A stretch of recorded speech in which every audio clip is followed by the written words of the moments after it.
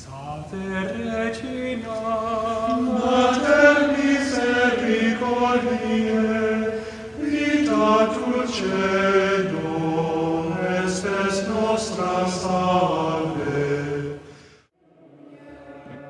The Lord be with you. A reading from the Holy Gospel according to Matthew. On that day, Jesus went out of the house and sat down by the sea. Such large crowds gathered around him that he got into a boat and sat down. And when the whole crowd stood along the shore, he spoke to them at length in parables, saying, A sower went out to sow. And as he sowed, some seed fell on the path, and birds came and ate it up. Some fell on rocky ground, where it had little soil. It sprang up at once because the soil was not deep. And when the sun rose, it was scorched, and it withered for lack of roots. Some seed fell among thorns, and the thorns grew up and choked it. But some seed fell on rich soil and produced fruit 100 or 60 or 30-fold. Whoever has ears ought to hear. The Gospel of the Lord.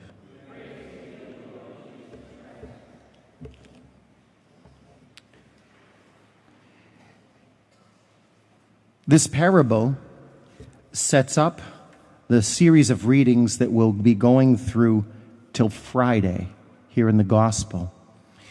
And this is the first time in the series that the word hear comes along, that is, to listen to. And the word hear is repeated 15 times in this series of parables. So do you think Jesus is trying to say something? When you use a word that often, he's got a message in mind. And so we're talking about hearing. And so when you go back to the book of Exodus, you know when you grumble and complain, you can't hear. And not only can you not hear, it creates a horrible atmosphere. And so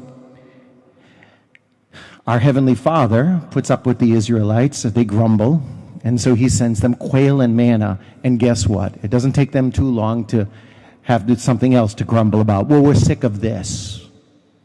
So they're acting like childish. On the other hand, what is it that makes a person hear? It's the hearing that Jesus is talking about is an openness. It's an openness that comes from a purity of heart that desires God. And so this person is going to hear. And it's also a place of littleness that is not childish but childlike. I recognize I need someone bigger than me to help me. And so images come out in these parables like mustard seeds and yeast, this kind of littleness. And if you go a little further back into the gospel, like into the Beatitudes, the littleness is expressed in two very interesting things. First, the poor in spirit. The poor in spirit are willing to be children of God. The poor in spirit are willing to say, God is my Father, and I am in truth just a child. And I am childish when I presume that I'm better than my Father, and I'm childlike when I recognize what my Father can give me. And then I'm endeared to his heart, and he's endeared to mine. The person who's childlike in this poverty of spirit is the child of their Father, who presumes that my daddy is right and correct on everything. I don't know about you, but when I was little, okay, there were times when maybe we were with neighbors or friends, the children of the neighborhood, and of course, we all took our turns at bragging about how my father is better than yours. And this is how it is, this is how it should be in our relationship with God, our Father. My Father is better than yours. My Father is the best Father. This is the poverty of spirit that we're talking about. Because once you lose sight that your Heavenly Father is the best Father, then you start to promote yourself as being better than Him. This is more like an adolescent who is rebellious. This is the adolescent who becomes too cool to hug or kiss mommy and daddy, and alienation develops. The other characteristic of this ability to hear, after being poor in spirit, the Beatitudes talks about meekness. Meekness is someone who's willing to give up their power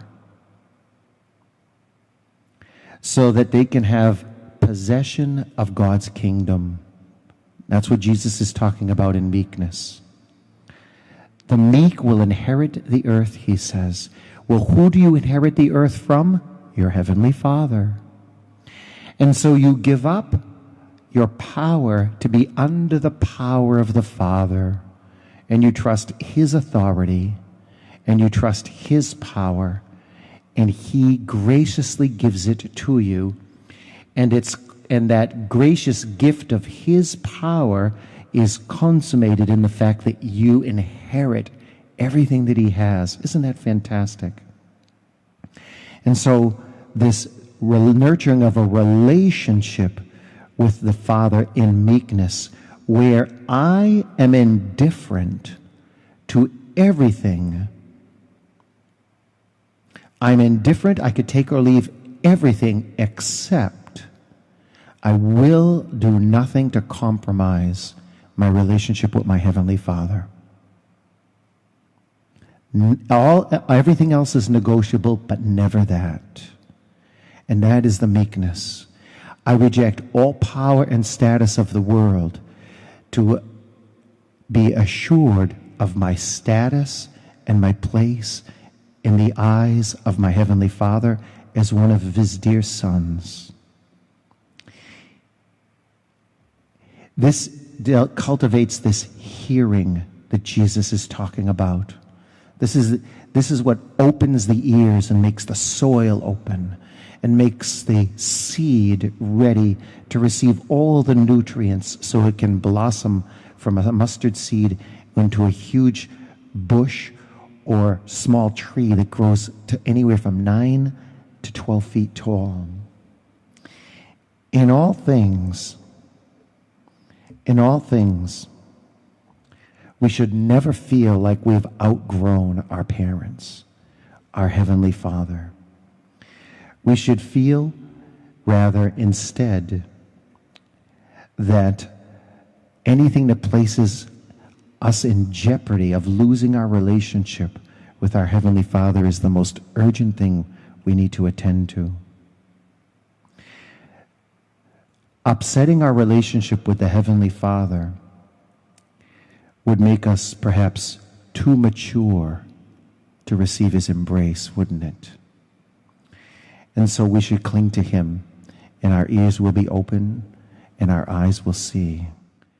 Regina Celi, letare, alleluia, qui aquam meruisti portare, alleluia, resurrexit sicut dixit,